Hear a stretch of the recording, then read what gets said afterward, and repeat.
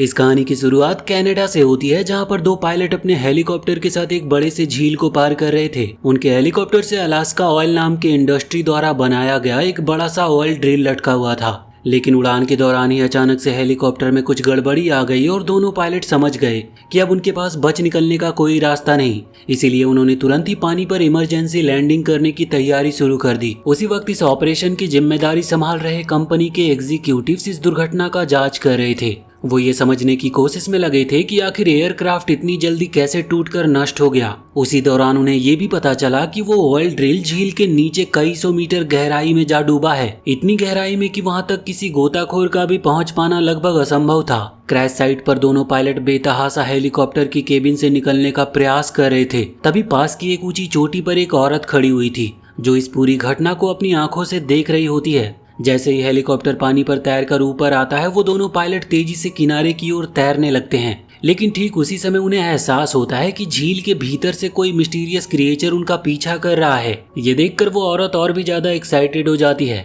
उसने अपने पास रखा एक पैकेट खोला जिसमें एक बड़ा सा सैल्मन फिश था और उसे वो झील के किनारे पर फेंक देती है। इस पूरी हलचल से परेशान होकर कंपनी का हेड अपने वर्कर को सख्त ऑर्डर देता है कि तुरंत कैंपबेल को बुलाया जाए, क्योंकि वही उस डिवाइस का असली डिजाइनर था। और अगर कैंपबेल को नहीं लाया गया तो अरबों डॉलर का ऑयल ड्रिल हमेशा के लिए झील की गहराई में कहीं खो जाएगा। इसी बीच मैक और उसका पिता कैंपबेल एक फैमिली आउटिंग से अपने घर लौटते हैं। मैक यहाँ पर बेहद ही खुश था, क्योंकि उसे अभी अभी पता चला था कि उसके पिता उसे फ्लोरिडा के मशहूर अम्यूजमेंट पार्क ले जाने वाले हैं। लेकिन जैसे ही वो घर के दरवाजे पर पहुंचते हैं, अलास्का कंपनी के एग्जीक्यूटिव्स उन्हें वहां पर घेर लेते हैं। वहां पर जिम कैंपबेल को हालात समझाने लगता है, मगर कैंपबेल साफ कह देता है कि वो फिलहाल वैकेशन पर है। इसके बावजूद एग्जीक्यूटिव बताते हैं कि उनके बॉस ने सख्त ऑर्डर दिया है कि कैंपबेल तुरंत उनके साथ लौटे। ये सुनकर मैक बहुत गुस्सा होता है और अपने कमरे में भाग जाता है, ये सोचकर कि उसके पिता ने फिर से काम को उसके ऊपर चुन लिया है। कैंपबेल अपने बेटे के पास जाता और उसे शांत कराने की कोशिश करता है। वो उससे माफी भी मांगता और वादा करता है कि मिशन खत्म होते ही वो उसे सभी पार्क घुमाने ले जाएगा। साथ ही वो उसे ये भी कहता है कि अगर वो चाहे तो इस मिशन पर उसके साथ भी चल सकता है। प्लेन से ट्रैवल करने के बाद कैंपबेल, मैक और जिम उस जगह पर पहुंचते हैं जहां पर उनका स्वागत कस्टर करता है। वहां पर सारे इक्विपमेंट जुटाने के बाद पूरा ग्रुप झील की ओर रवाना होता है। उनके साथ एक बड़ा सा सबमरीन भी था, जिसका इस्तेमाल डूबे हुए ड्रिल को निकालने के लिए किया जाने वाला था। उस जगह पर पहुंचकर जिम राफ्ट की तैयारी करने लगता है, जबकि कस्टर अपने दोस्त बॉब एडरसन से बातें कर रहा था। बॉब उस जगह का सिक्योरिटी संभाल रहा था। बातचीत के दौरान कैंपबेल सुन लेता है कि बॉब किसी क्रिएचर मीसी के बारे में बात कर रहा है। एक्साइटेड होकर वो पूछता है कि ये आखिर है क्या। बॉब उसे समझाता है कि मीसी एक बहुत ही पुराना मॉन्स्टर है, जिसे जाइंट ऑफ द वाटर भी कहा जाता है। वो कहता है कि ये किसी पुराने मॉन्स्टर की कहानी जैसी है। बॉब बताता है कि कस्टर की कजन नॉर्मा इस क्रिएचर के एग्जिस्टेंस पर विश्वास करती है और आज भी वो झील में सैल्मन फिलेट डालकर उसे खिलाने आती रहती है। इस दौरान जिम सबको बुलाता और कहता है कि डिपार्चर के लिए सारी तैयारियां हो चुकी है। जाते समय बॉब उन्हें मीसी की एक पुरानी फोटोग्राफ्स देता है और कहता है कि इस मॉन्स्टर को देखने का दावा अब तक सिर्फ वहां के लोकल नेटिव्स ने किया है। कुछ देर के बाद ग्रुप उस रेसिडेंस पर पहुंच जाता है जहां वो मिशन के दौरान ठहरने वाले थे। वहां उनकी मुलाकात मिस्टर कुगान से होती है, जो मैक को उसके कमरे तक ले जाती है। लेकिन जैसे ही मैक अपने कमरे में दाखिल होता है, उसे पता चलता है कि पूरा कमरा लड़कियों की थीम पर सजाया गया है। ये देखकर वो गुस्से में एक टेडी बियर उठाकर फेंक देता है। अगले दिन मिशन की तैयारियां शुरू होती है और इस दौरान कुछ लोकल लोग उसका मजाक उड़ाते हैं और कहते हैं कि वो कभी मीसी को पकड़ नहीं पाएंगे। बातचीत के दौरान कस्टर मैक की मां के बारे में पूछता है तो कैंपबेल उदासी से बताता है कि उसकी पत्नी 2 साल पहले ही गुजर चुकी है। ये सुनकर कस्टर अफसोस जताता और माहौल हल्का करने के लिए कहता है कि उन्हें मैक को बोट पर अपने साथ ले चलना चाहिए। लेकिन कैंपबेल साफ मना कर देता और कहता है कि मैक अभी बहुत ही छोटा है। इधर कॉटेज में मैक बोरियत मिटाने के लिए कुछ तलाश कर रहा था और वहां पर उसे एक टेलीस्कोप मिल जाता है। वो कुर्सी पर चढ़कर उसे झांकने लगा था, तभी उसे एहसास होता है कि कोई औरत उसे देख रही है और वो कोई और नहीं बल्कि वही औरत नॉर्मा थी। अचानक टेलीस्कोप से उसे झील में कुछ हलचल होती हुई दिखाई देती है। ठीक उसी वक्त मिस्टर कुगान उसे चौंका देती है और टेलीस्कोप को फोकस करने का सही तरीका बताती है। इस डिस्ट्रैक्शन के कारण मैक क्रिएचर को नजर से खो देता है और जब वो पूछता है कि उसे देखने वाली औरत कौन थी, तो मिसेस कुगान बताती है कि वो नॉर्मा है, जिसने अपने पति को एक हादसे में खोने के बाद धीरे धीरे अपना मानसिक संतुलन खो दिया है। मैक जब मीसी के बारे में पूछता है तो मिसेस कुगान बताती है कि यहाँ के इंडिजिनस लोगों के अनुसार ये क्रिएचर झील से समुद्र तक जाने वाले अंडर वाटर टनल में घूमता रहता है। मैक कहता है कि उसने सच में कुछ देखा था, लेकिन मिसेस कुगान उसकी बातों पर विश्वास नहीं करती और ब्रेकफास्ट बनाने चली जाती है। उसी समय कैंपबेल और उसकी टीम इलेक्ट्रॉनिक स्कैनर झील में छोड़ते हैं। कैम्पबेल ये देखकर दंग रह जाता है कि झील की दरारें कितनी गहरी है।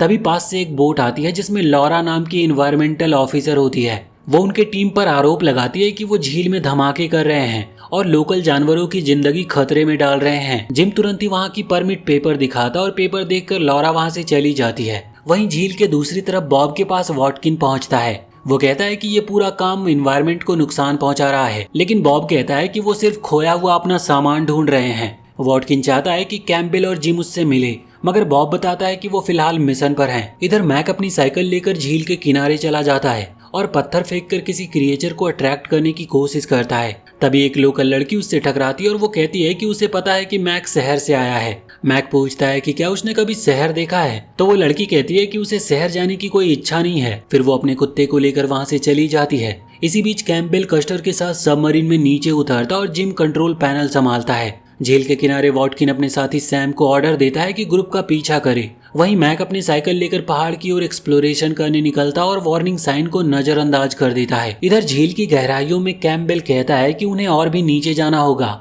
लेकिन जिम एक फील्ड हॉकी गेम में उलझा हुआ था और सोनार इमेज में क्रिएचर के आने के संकेत को मिस कर देता है। इसी दौरान वहाँ पर एक स्टॉर्म बनने लगता है और मैक एक गड्ढे में गिर पड़ता है। वो उसकी गहराई जांचने के लिए उसमें पत्थर डालता है, लेकिन आवाज इतनी गहरी जाती है कि उसे समझ आ जाता है कि गड्ढा बहुत दूर तक जाता है। दूसरी ओर झील के नीचे कस्टर को ऐसा एहसास होता है कि वो अकेले नहीं है। मैक जंगल में नॉर्मा से टकराता है जो मछली तैयार कर रही थी, जिससे डरकर मैक वहाँ से भाग जाता है और उसी समय सबमरीन पर क्रिएचर का हमला होता है और कैम्पबेल तुरंत ही जिम को ऑर्डर देता है कि उन्हें ऊपर खींच लिया जाए। मैक भी बिजली की चमक से घबरा कर उसी गड्ढे में गिर जाता है जो एक लंबी टनल से होते हुए सीधे झील तक जाती थी। किसी तरह वो तैरकर किनारे तक पहुंचता है और वहां फिर से वो नॉर्मा से टकराता है। नॉर्मा उसे बताती है कि मिसी ने उसकी जान बचाई है और वो उसे वार्निंग देती है कि अगर उसने मॉन्स्टर के बारे में किसी को बताया तो लोग उसे जरूर मार देंगे। डरा हुआ मैक घर लौट आता है और उसी रात कैम्पबेल और उसकी टीम सबमरीन की रिकॉर्डिंग देखते हैं। जिम को डाउट होता है कि कस्टर कुछ छुपा रहा है, फिर भी वो मिशन को रोक देते हैं। मैक अपनी साइकिल छुपा देता है ताकि उसके पिता को कुछ पता ना चले। मिस्टर कुगान उसे डांटती भी है, लेकिन मैक उससे वादा करवाता है कि वो कैम्पबेल को कुछ नहीं बताएगी। वहीं रात में बॉब अपने कैबिन में बैठकर हॉकी गेम देख रहा होता है कि तभी अचानक वॉटकिन उस पर हमला कर देता है और उसे बेहोश करके सबमरीन को सबोटाज कर देता है। सुबह कैम्पबेल और जिम बॉब को ढूंढते हैं और उन्हें पता चलता है कि वॉटकिन असल कंजर्वेशन ऑफिसर नहीं था, बल्कि एक इम्पोस्टर था। उधर मैक घूमने के लिए फिर से निकलता है।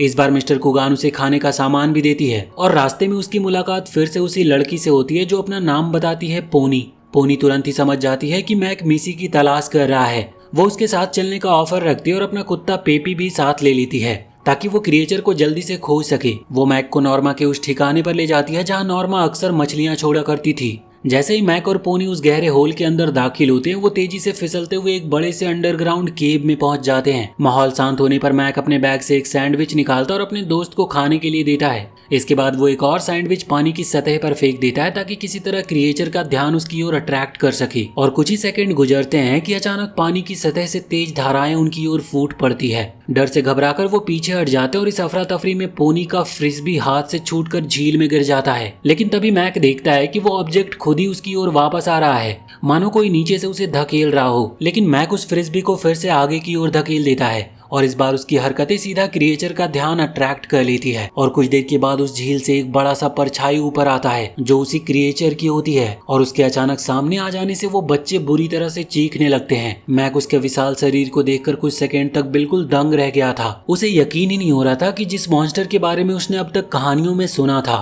वो सच में भी है। लेकिन जैसे ही वो क्रिएचर मिसी एक दहाड़ लगाती है, पोनी चीख उठती है और उसके चीखने से डरी हुई क्रिएचर तुरंत वापस गहराइयों में लौट जाती है। इसके बाद मैक सीधा घर की ओर दौड़ पड़ता है और वो जाकर मिसेस कुगान को इसके बारे में बताता है। लेकिन उसकी बातें सुनकर वो लेडी उसे समझाने की कोशिश करती है। वो कहती है कि ऐसे मिस्ट्री को दुनिया से छुपा कर रखना ही बेहतर है, क्योंकि अगर ये खबर बाहर गई तो बुरे लोग इस झील पर टूट पड़ेंगे और क्रिएचर के लिए खतरा खड़ा हो जाएगा। वो आगे कहती है कि कैम्पबेल को भी इस बारे में कुछ भी नहीं बताना चाहिए। अगर किसी से बात करनी हो तो सबसे सुरक्षित विकल्प लॉरा है, क्योंकि वो उसकी अपनी भतीजी है जो कि एनवायरनमेंट की रक्षा के लिए काम करती है। लेकिन इन सब बातों से मैक काफी निराश हो जाता है और चुपचाप अपने कमरे में लौटकर सोने की तैयारी करता है। उसे पता नहीं होता कि उसी वक्त क्रिएचर भी उसके लौटने का इंतजार कर रही थी ताकि वो उसके साथ फिर से फ्रिस्बी खेल सके। अगली सुबह लॉरा और मैक मिसेस कुगान के साथ बैठकर मिसी के बारे में बातचीत कर रहे थे और वहीं उधर कैम्पबेल और उसकी टीम मिशन की नई तैयारियां कर रही होती है। उन्हें ये जानकर गुस्सा आता है कि उनका सबमरीन सबोटाज किया गया था और इसके पीछे राइवल कंपनीज द्वारा हायर किए गए क्रिमिनल्स का हाथ था। उसी समय वॉटकिन और सैम अपने सबमरीन के साथ सोनार का इस्तेमाल करके खोए हुए ड्रिल को ढूंढने की कोशिश करते हैं और उसी खोज के दौरान उन्हें पता चलता है कि शिपमेंट झील के एक ऐसे फिसर में गिरा है जिसकी गहराई 1000 मीटर से भी ज्यादा है और वो उस गहराई में उतरने का रिस्क नहीं लेंगे। तभी अचानक उन पर एक बड़ा सा मछली जैसा क्रिएचर हमला कर देती है। उनके चारों ओर हलचल मच जाती है और अपने आप को बचाने के लिए सैम अपने हार्पन गन से उस जानवर पर फायर कर देता है। वो क्रिएचर को बचाव का कोई मौका नहीं मिलता और प्रोजेक्टाइल सीधा उसके शरीर में धंस जाता है। वो क्रिएचर घायल होकर पानी में कहीं गायब हो गया था। वॉटकिन और सैम खुश होकर मान लेते हैं कि उन्होंने झील के मिथोलॉजिकल मॉन्स्टर को खत्म कर दिया। इसके तुरंत ही बाद उन्हें सोनार पर खोया हुआ ड्रिल दिखाई देता है, तो वो तय करते हैं कि कैम्पबेल को ड्रिल उठाने का मौका देंगे और उसी वक्त उसे पूरी तरह से डिस्ट्रॉय कर देंगे। इसी बीच मैक और पोनी लॉरा को अंडर वाटर केव तक ले जाते हैं, लेकिन एंट्रेंस देखकर लॉरा को समझ आ जाता है कि उसके लिए उस होल से अंदर जाना असंभव है।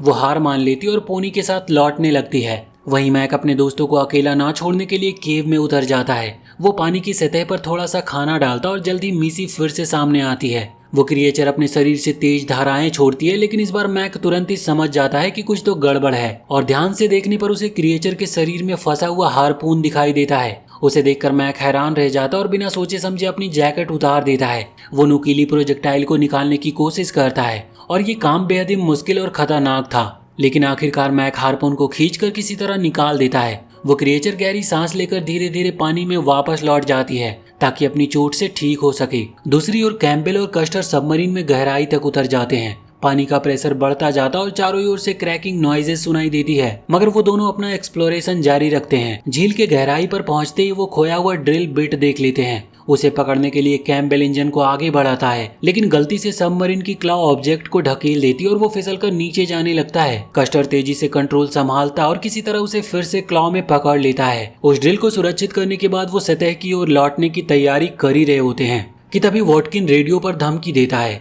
वो कहता है कि उसके पास एक टॉर्पीडो तैयार है और अगर उन्होंने अपना एसेंड जारी रखा तो वो सब उड़ जाएंगे। कैम्पबेल तुरंत ही जिम को एसेंड रोकने का ऑर्डर देता है। तभी झील की गहराई से अचानक मिसी सामने आती है और सीधे वॉटकिन के सबमरीन की ओर बढ़ती है।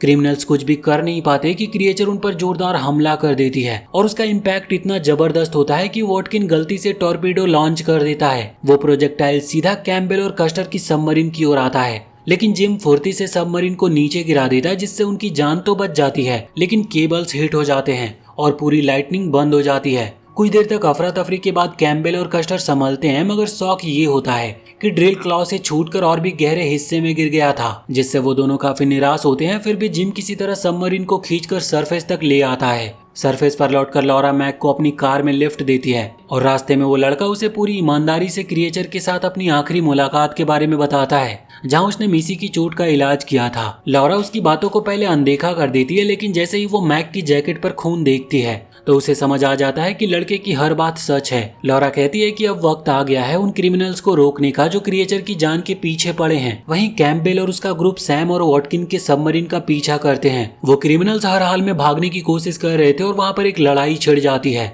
लॉरा और मैक पहले से वहाँ पर पहुंच चुके थे। लॉरा तेजी से क्रिमिनल्स के ट्रक तक जाती है और वहीं पर उसकी मुलाकात नॉर्मा से होती है। नॉर्मा गुस्से में कहती है कि इन लोगों को उनके किए की सजा जरूर मिलेगी। दोनों ट्रक के सारे टायर पंक्चर कर देते हैं। जब बाकी लोग वहां पर पहुंचते हैं तो लॉरा नॉर्मा को अपने साथ आने का ऑफर देती है, लेकिन नॉर्मा मना कर देती है और ट्रक की साइड पर पेंट करने में लगी रहती है। वहीं वॉटकिन जब ट्रक तक पहुंचता है और वहां की हालात को देखता है तो गुस्से में वो एक पत्थर उठाकर कार की खिड़की तोड़ने जाता है, लेकिन इससे पहले कि वो कुछ कर पाए कैम्पबेल उस पर टूट पड़ता और दोनों में जोरदार फाइट शुरू हो जाती है। वॉटकिन कैम्पबेल को पानी में गिरा देता और उसे खत्म करने की कोशिश करता है, लेकिन कैम्पबेल बेताबी से पियर के नीचे सरकता और उसके वार से बचने की कोशिश करता है, लेकिन क्रिमिनल उसका गला दबा देता है। तभी अचानक लॉरा वॉटकिन के सिर पर वार करती है और वो वहीं पर गिर पड़ता है, जिसके बाद वो चिल्लाते हुए वहां से भाग जाता और कहता है कि कोई उसे कभी पकड़ नहीं पाएगा क्योंकि कैम्पबेल के पास उसके खिलाफ सबूत ही नहीं है। लड़ाई खत्म होने के बाद मैक अपने पिता से लिपट कर रो पड़ता है और सब वापस काउंटी हाउस पर लौट आते हैं,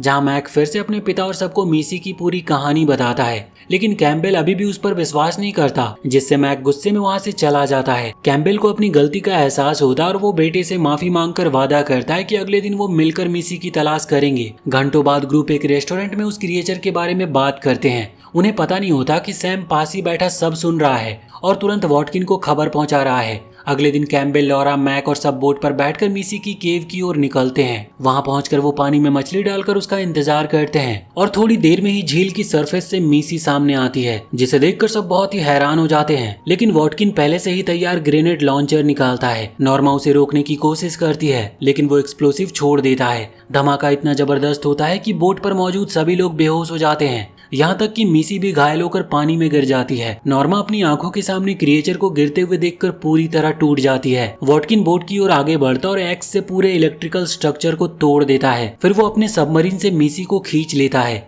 जाते जाते वो मैक को भी पकड़ लेता है और होश में आने पर कैम्पबेल को पता चलता है कि उसका बेटा किडनैप कर लिया गया है। बाइनोक्यूलर से देखते हुए वो नोटिस करता है कि एक हेलीकॉप्टर पास आ रहा है जिसमें कंटेनर लटका था। उसी समय मिसी भी होश में आकर डर से चिल्लाती है। मैक उसे गिरते हुए देखता है और सैम अचानक से सोनार पर नोटिस करता है कि उनके सबमरीन को कोई घेर रहा है। लेकिन वॉटकिन को वार्निंग देने से पहले वो एक बड़े से क्रिएचर से टकराते हैं। ये क्रिएचर दरअसल मिसी का पेरेंट होता है जो अपने बच्चे को छुड़ा लेता है और इस अफरा तफरी में मैक पानी में कूद जाता है और वहीं कैम्पबेल भी उसे बचाने के लिए कूद पड़ता है। अब अपनी हार पक्की देखकर वॉटकिन और सैम हेलीकॉप्टर के पायलट्स को चिल्लाकर कहते हैं कि उन्हें तुरंत ही यहाँ से ले जाए, लेकिन उनका हेलीकॉप्टर क्रिएचर से टकरा जाता है। फिर मॉन्स्टर अपनी ताकतवर टेल से क्रिमिनल सबमरीन पर हमला कर देता है, जिससे सैम बुरी तरह से वहां वर्लपूल में खींचा जाता है। वॉटकिन हड़बड़ाकर कंटेनर पर चढ़ गया था और चिल्लाता है कि क्रिएचर उसे छोड़ दे, लेकिन उस मॉन्स्टर ने कंटेनर को अपने मुंह में दबोच लिया था। हेलीकॉप्टर ऊपर उठने की कोशिश करता है, लेकिन क्रिएचर की ताकत के सामने टिक नहीं पाता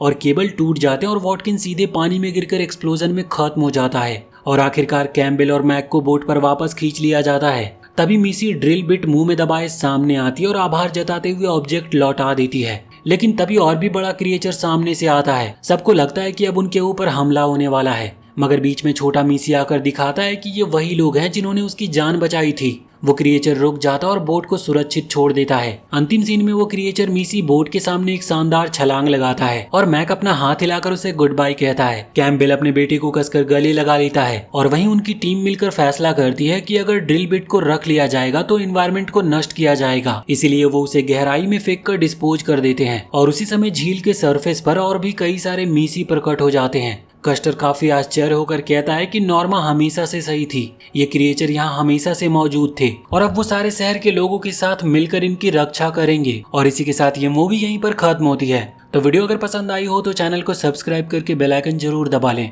और कमेंट सेक्शन में हमें बताएं कि आपको ये कहानी कैसी लगी।